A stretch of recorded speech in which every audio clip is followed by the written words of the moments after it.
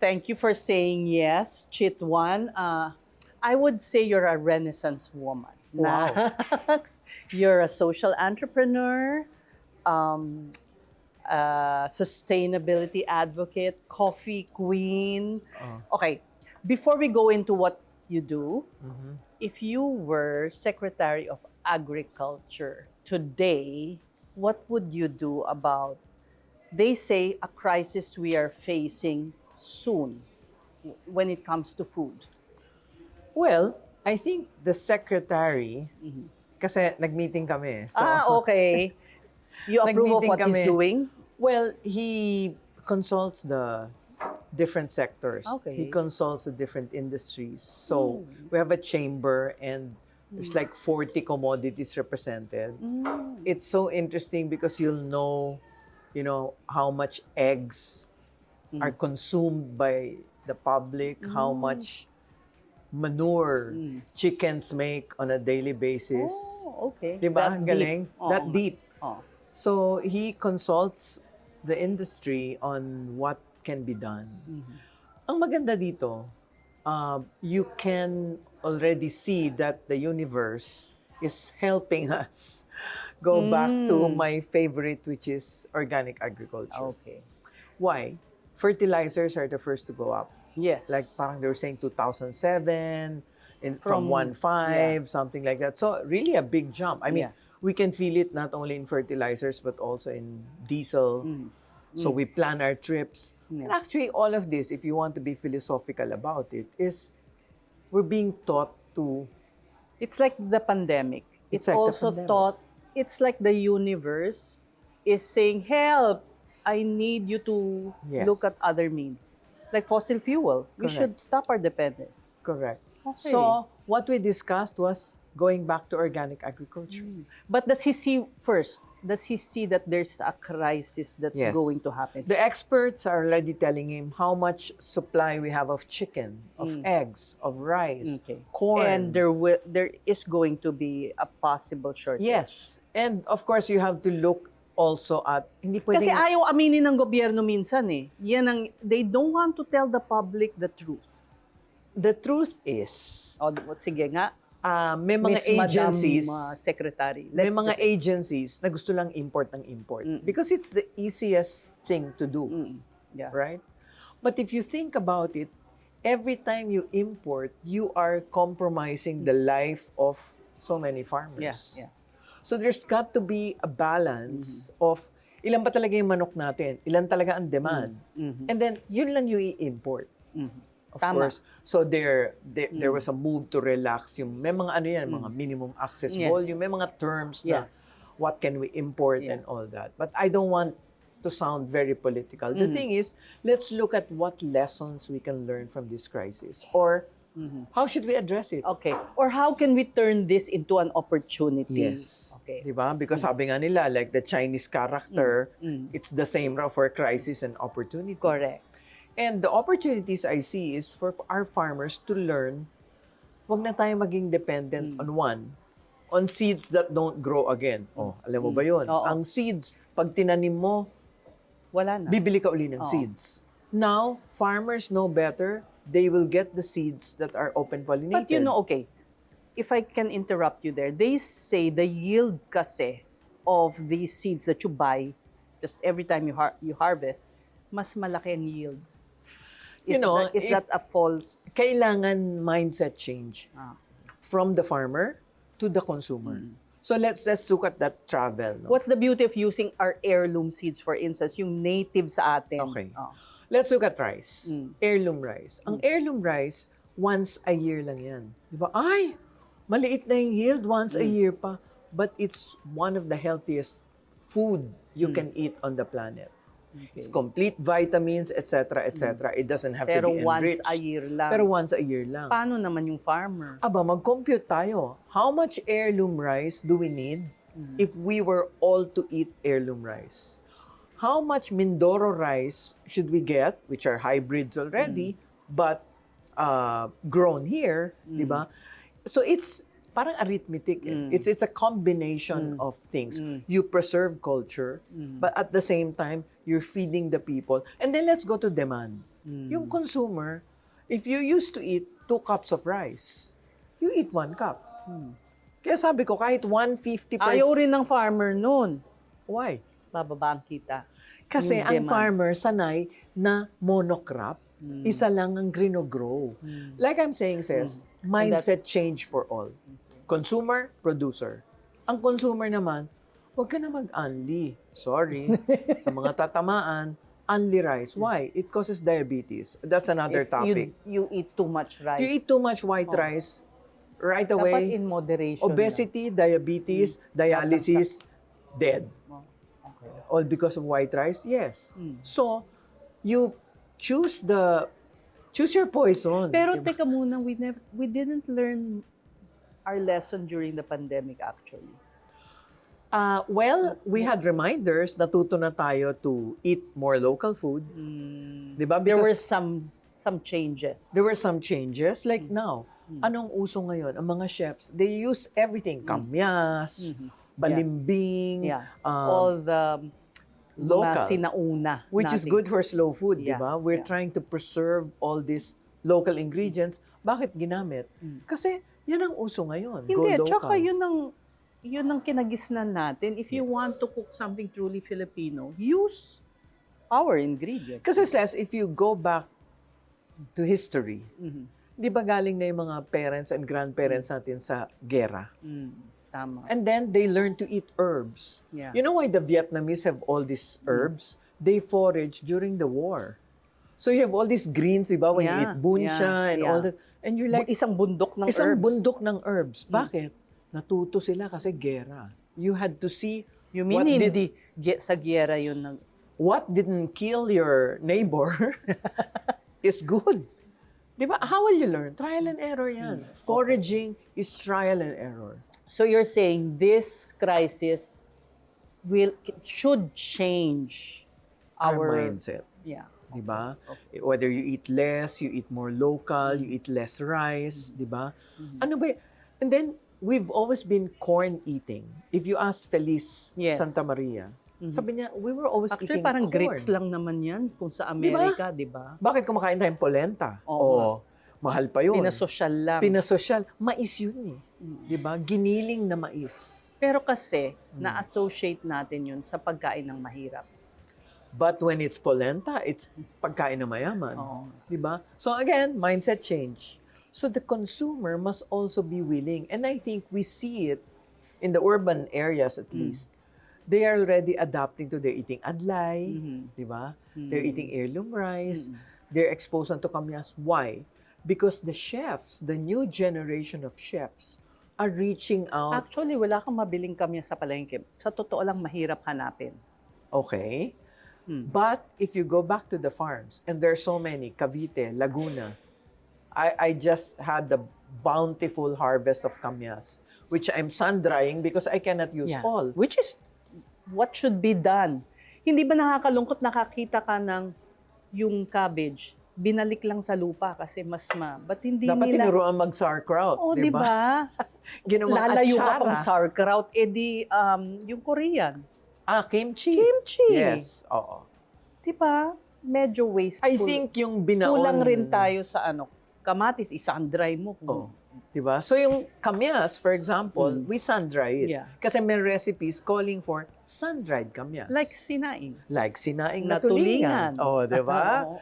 Whereas, Okay. yung kamyas na fresh is good for sinigang or kamyas juice. And I see kamyas now appearing in menus, mga degustasyon na menu. So, good. So, the consumer is learning to open the palette to new things. Kailangan kasi yung mass market mag-adjust rin. Di ba? Hindi na lang tayo parating QSR or fast food.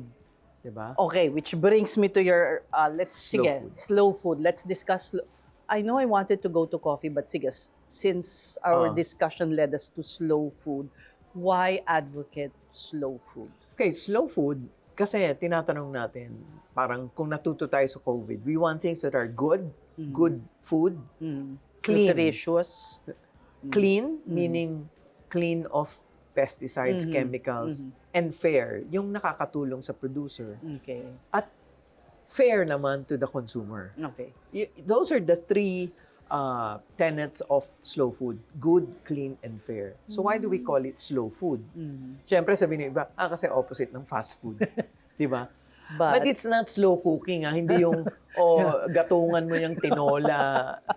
O kaya, isang araw mo siyang sinuslow, Ano boil. yun? Crackpot yun, di ba? But Okay, it I think means... doon tayo pupunta. Why? Doon sa tinola. Because mahal na yung gas eh. Mahal ang LPG, mahal ang gas. So kahoy, ayaw ni Tita Loren yun, di ba? Okay. Smoke, Okay. ganon. Pero maggagatong ka. Kasi no matter what, anong choice mo? Induction, kuryente. Di ba? Gas, Solar. LPG. Solar power. Solar ovens. Yeah. Believe it or not, we had a friend who was doing solar cookers back in 1970. Tapos tinatawanan ng mga tao, ganito kalaki yung dish niya, ganyan. But it's effective. Solar cooking can be done. Yeah. Di ba? Also, matuto na ang tao, to eat healthy, laga, sinugba. Di ba? Hindi ka na magpiprito. Oo, masyado. hindi ka magpiprito. Why? Mahal ang oil. Tapos magbibili mo pa palm oil. Nothing against palm oil, but syempre, mas masarap ang coconut oil. And harmful, di ba? Yes. Sabi sa'yo, another topic na naman yan, deforestation. Sige, okay. Ganun. So, but slow food is also about returning to our roots, right? Or bringing back... Cultures, yeah. Okay. Sige. Bringing back gastronomic cultures. Kasi, di ba, a people without culture is, parang a people without soul. So, ano ba yung culture natin? Slow food, hahalungkatin natin ano yung mga kinakain dati ng ating mga ninuno. Okay. Okay. Diba? Okay. Which is ginagamit local. Pampaasim. Yung mga parang obscure na nalimutan na natin in modern times. For example, Yung katmon is an katmon. example. I have katmon. You have? Yes. Ako, meron seedling. Okay. Meron akong puno. Kung gusto makita, and it's... Grabe, magbunga, no? Oo. Yung hitik. And you can make it sinigang. Actually, in Cavite, where we are from, Okay. they use any fruit for sinigang. Santol. Guyabano nga rin daw. Yes. Anything that is still maasim. Santol, of course. But guyabano, I never... Well, maybe it works, di ba? Eh ngayon, there are some restaurants who put watermelon. No. Di ba? Matagal na yun. Hindi naman pampaasim yun. Oo. Parang paiba. Oo. Pang dagdag ng texture, I suppose. But sa pampaasim, why will you get yung convenience na itatapon mo lang sa kaldero? Why don't you get kamatis, batuan, kamya, Or sampalok? sampalok, yung fresh talaga. Yung iba nga, kalamansi na lang. Wala ba ako ng kalamansi? Di ba? Oh. And then we learn to eat pangat, yung pinangat, mga ganon. No? So that is slow food. Slow food is going back to our food culture and not forgetting it. Okay. Diba? And, well, I wasn't here, but in November, there was a big gathering of advocates. International. Yeah. So this is not just about food, but also tourism. Yes. Because there's such a thing as slow food travel. There's Okay. slow food coffee, And yung slow food travel, dati yan puro sa Europe lang. Now they're benchmarking na even Laguna, Batangas, Cavite are going to Negros to see how slow travel can be done. Within their Kasi locales. Ang slow localities. travel, di ba? Like tayo, mahilig tayo magbiyahe. Okay. Tapos gusto mo kumain. Siyempre. Di ba? Like At gusto mong kainin kung ano yung likas dun sa lugar. Yes. For example, Batanes. Oh, I love Batanes. Oo. Uy, ano sila, meron yung coconut crab. Okay. Have you tried that? Not yet. But it's like Curacha, I guess, of Zamboanga. Better. Okay. Because yung sack ng crab, so they feed on coconut. So lasang coconut yung flesh. Pero yung alige, hindi, isang tasang ganyan. Okay. I'm going to Batanes. Okay, look for it, but there's a season. Because Yun din ang ano nila. I guess Batanes is a slow food destination. yun. We're helping them form a community in slow food Yeah. in Batanes. Yeah. Because they have, their sibuyas, their garlic, And the Iba. fish na dinadry flying nila, fish. sobrang, Because it's only Yeah. dried using Okay. salt water. mm-mm. It's called the dibang. Okay, flying fish. And they have a ritual for that, Chit. yes. Oo. Okay.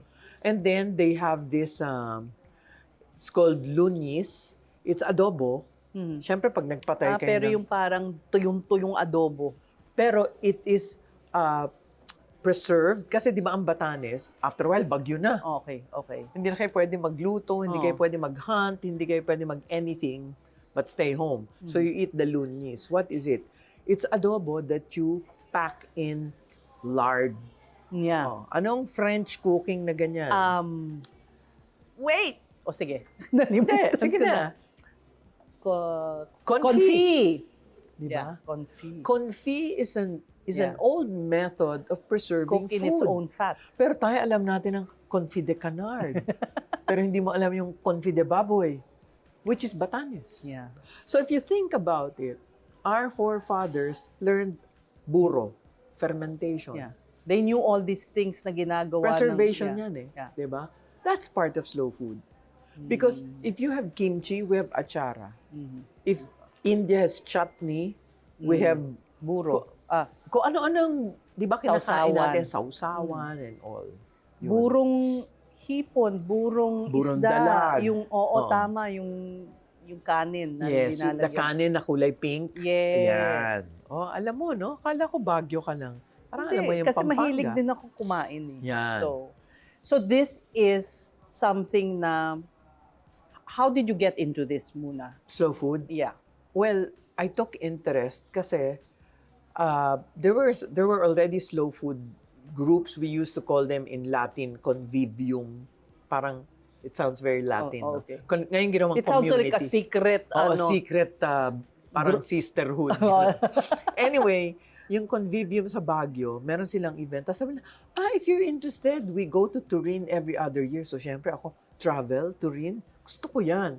When I went, wow, overwhelming. Kasi, you see produce from all over the world?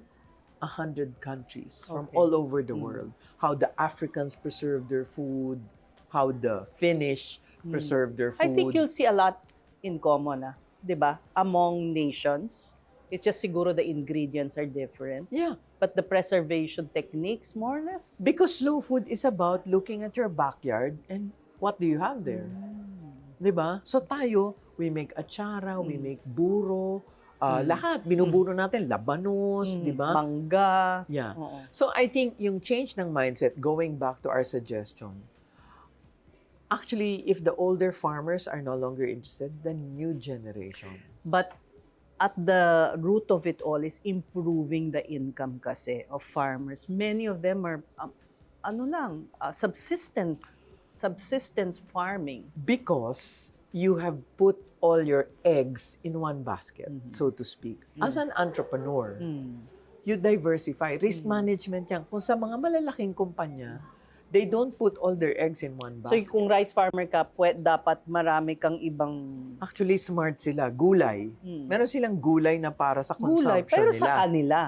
Para Oo. sa kanila. At saka yun ang gulay na walang Oo. Walang nilalagay. Walang nilalagay. Even pinya is like that. 'Di ba? Kailangan know your farmer.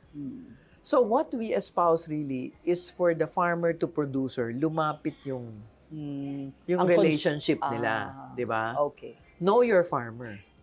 Did you achieve that with Eco Store? Because Eco Store, it's almost 18 years na, no? Yes. 2 dekada na. But rather than parang your expectation is to see Eco Stores in every community, it shrank.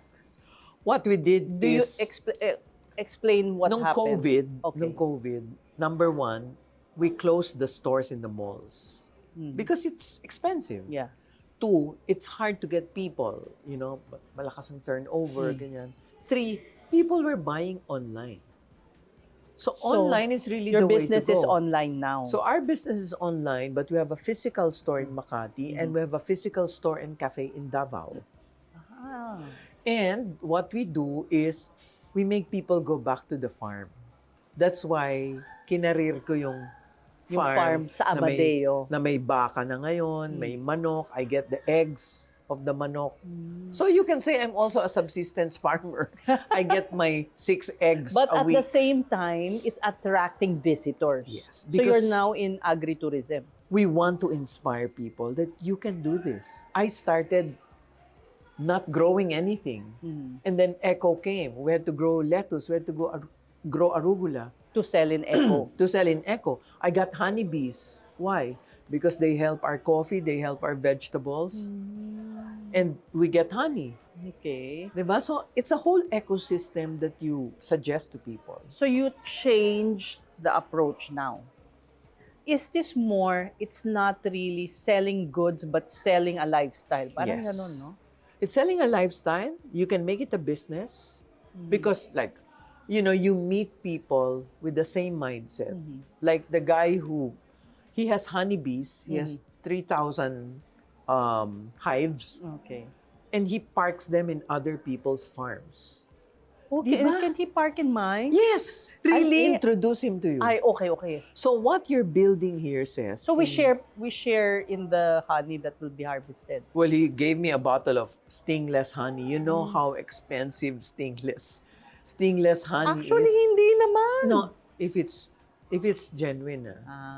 Because stingless honey, you know how small Yeah, the they're stingless very bees are? tiny. They're Yeah, like yeah. flies. Yeah, they're like flies.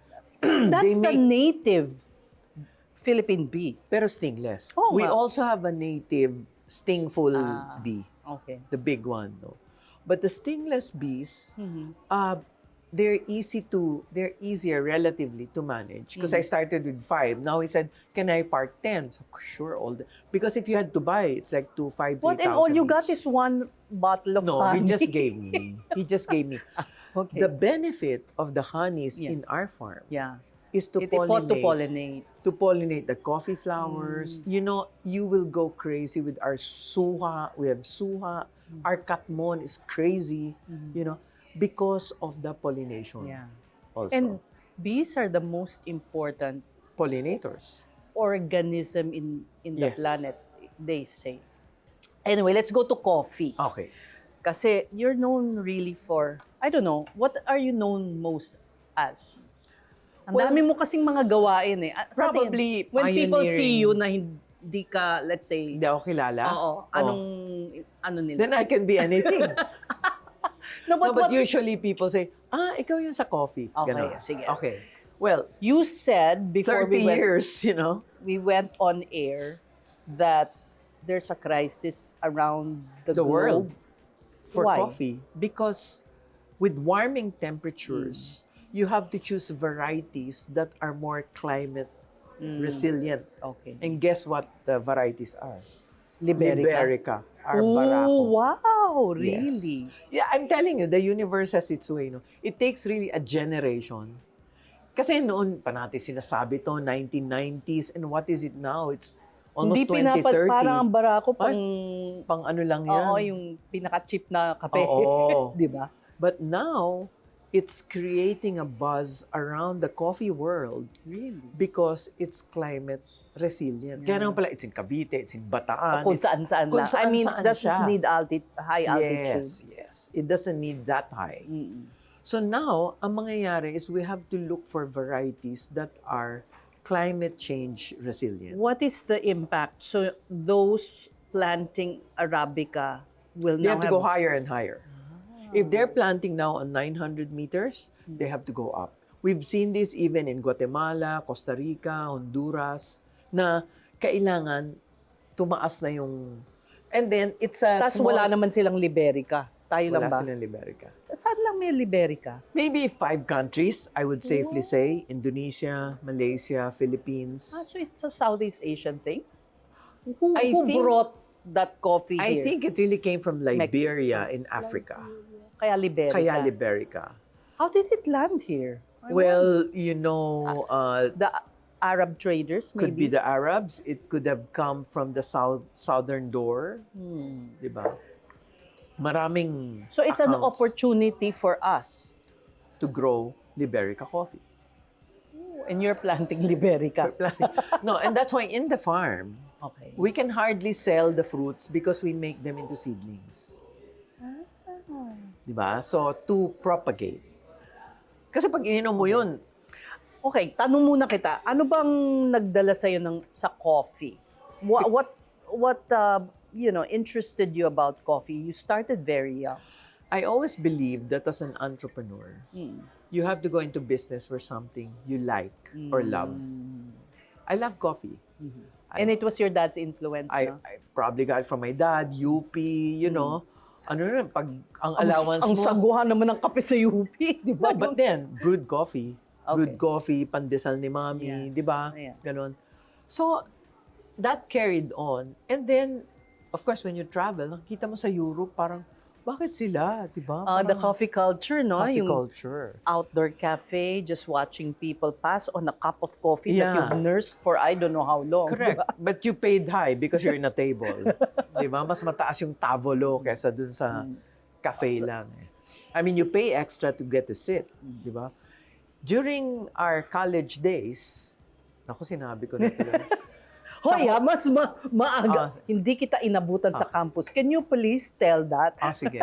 We are Hanggang ngayon, sorority sisters, by the way. in denial pa siya. But anyway, noon have- po, you could only drink decent coffee and stay in a hotel lobby. Right. Di ba? Yeah. Mga peninsula. No, pero ganyan. nagkaroon ng ano. Pero, Meron mga Dean Street Cafe. Yan. Cafe Adriatico. meron pang, diba? what's that coffee with the ano on the rim? Cafe Oo. Alexander, mga ganon. Mga ganyan, di ba? Irish coffee. But we wanted, my partners and I wanted to make coffee accessible. And the best way to make coffee accessible is to use what's in your backyard, which is local coffee. Diba? So, sa mulat sa pool, I mean, you already discover and improve on how sourcing of coffee was done. Diba? So, pinakialaman namin, we had one of the first Pero you few- didn't know anything pa. I mean, about roasting, I when just to love harvest. coffee, Okay. and then I You went. educated yourself Yes, na. I educated myself. We went to seminars abroad, you Yeah. know, learned more about coffee. Kasi wala pa nung available na coffee education dito. In fact, that's why we wrote the book, The Barista Manual, konting plugging, which is now on its 4th reprint. We wrote the book in 2007. It's gone through several reprints. And you've updated it as well. And we update it each time.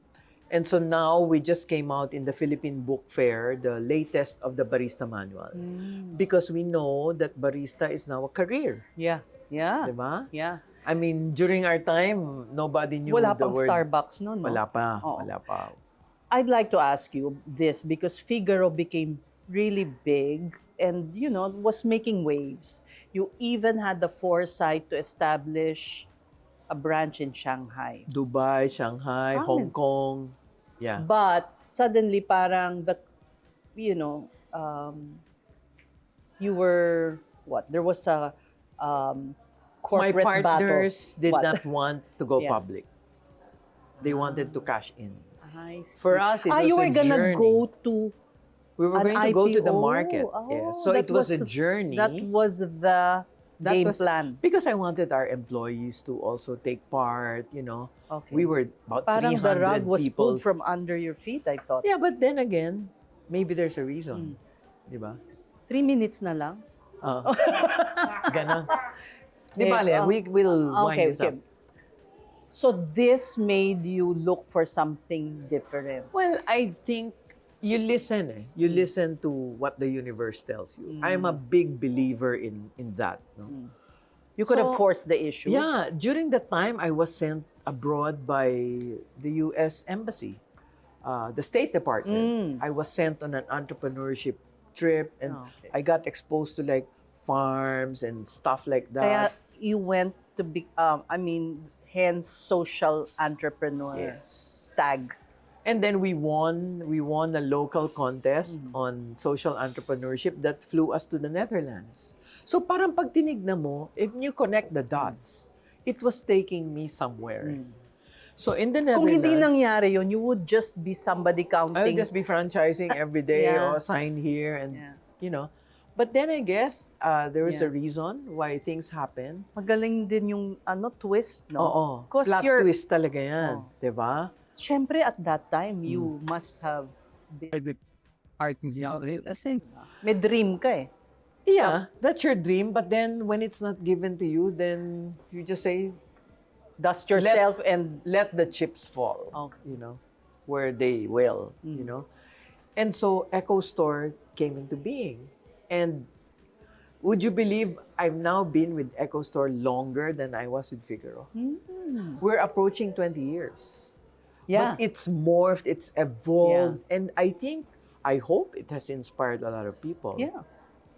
So now we see a new generation of Echo Store starters. I know there are many, I wouldn't say copycats, but parang the same kind of, what was the, it stood for environment, community. Hope, to give them hope, and organization, because you had to work with organizations. So that was Echo. That early, that was the vision na. And we wanted it to echo.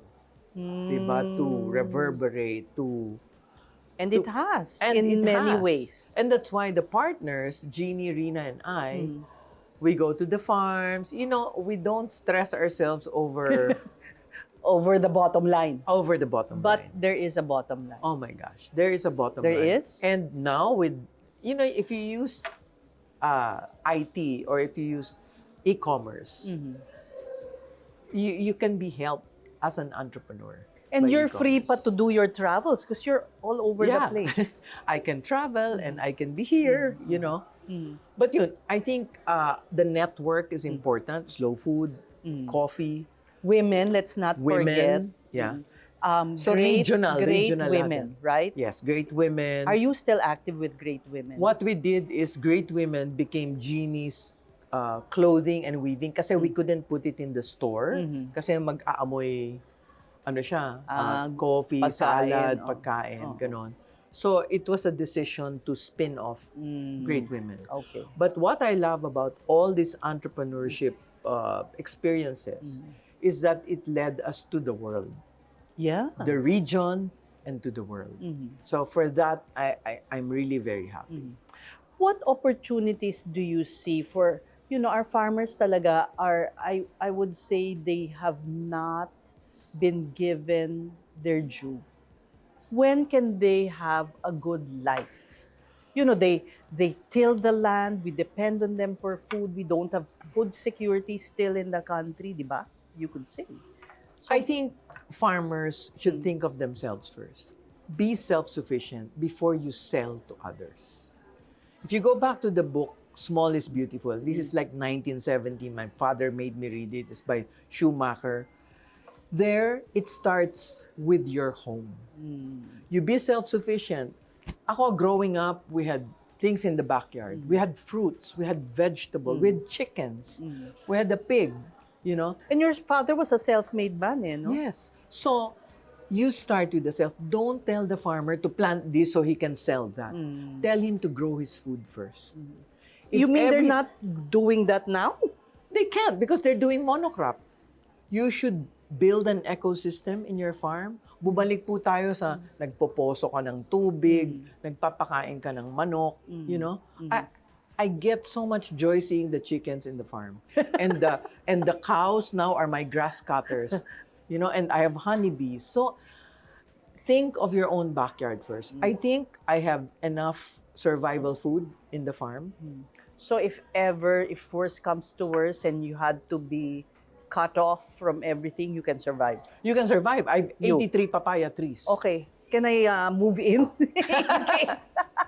I have to think of many ways to eat papaya. What else is there for you, Chit? Mahabang buhay mo dahil farmer ka eh. So ano pang mga endeavors I na want kailangan to mo? see this generation survive on self-love muna. Ako, para naman akong... Meaning, self-sufficiency. And then, for people to take another mindset. Iba, kung consumer ka ngayon, ibahin mo yung mindset mo. Choose local, choose what's in your backyard. Kung producer ka, ibahin mo rin. Huwag ka maniwala na kailangan isa lang ang crop mo, bigas kung bigas, mais kung mais. No. Grow your talong, grow your okra, grow your Hindi anything. ginagawa ng magsasaka Di ba? yan. Bakit ka kailangan bumili ng these things, di ba? So, tapos you trade, do local. Locavorism is the way. Locavorism. Being a locavore, you get from as close to point of use. Okay. So, the next time you shop, Hindi that's mo na what you kailangan ng remember. gas. Kita mo, ang daming questions dito, pero marami na rin tayong na-touch, Oo, right? marami. Oo. Marami tayo na Final words of wisdom from the Renaissance woman. Ako, I want to say find your coffee, but find what you love and, grow it, nurture it, and eat it. Whatever it is. Whatever it is. Lahat kayo may gustong kainin, yun ang itanim mo. Di ba? Plant what you love. Bakit ka magtatanim nung hindi mo kinakain? Of course, lahat kinakain ko. Kung ornamentals ang gusto mo. Ayan naman. But actually, the edibles are beautiful. They're like ornaments, Sa totoo lang, ang kamote, yes. purple ang dahon. Oo. But hindi na lang yun ang gawing ornamental, di ba? Correct. And let's go back to eating kamote, saging ni Saba in its raw form. And not, of course, value adding sa farmer yung Kamote chips. Kamote cube, banana cube, di ba? I don't think we are such a blessed nation, we will not go hungry. True. I think for me, the most important lesson from Chit, tama na ang only rice. Thank you so much for My pleasure. talking to us. Always.